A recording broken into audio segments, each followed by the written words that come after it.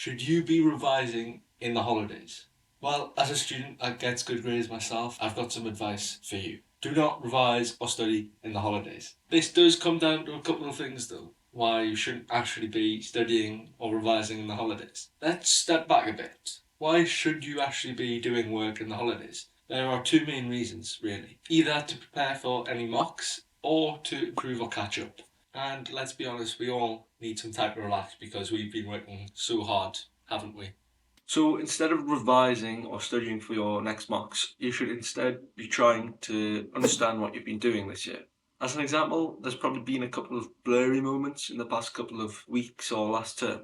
And basically, blurry moments are things that I like to call moments where we haven't quite understood what we're actually learning about. And instead of studying, you should instead try and use the time to patch up these blurry moments. So here is my plan. Make revision material. That's step one. And that's to make sure that when I want to revise, I'm ready for it because I've made my revision material. So these could be notes or flashcards. I also want to organise my folder for it to be ready for next term. And if I've got some more time, I will try and review my tests. That's important because it helps you identify mistakes and, make sure you don't do those mistakes again.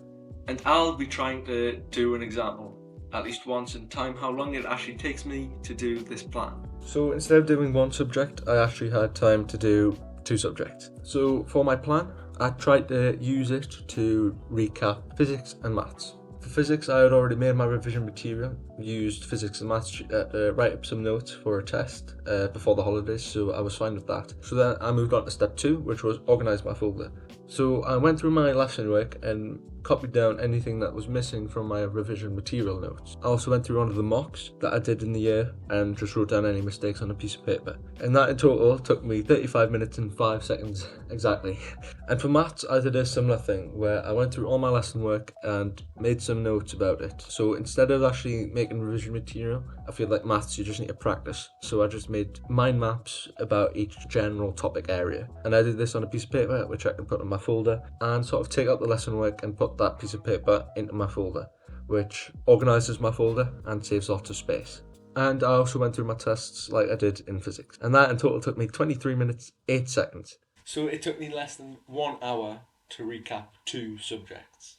And to be honest, it shouldn't take you more than 2 hours to recap a subject's worth of content. And you should be trying to recap because it doesn't take much time and it will make it easier in the future for you to revise for your actual exams.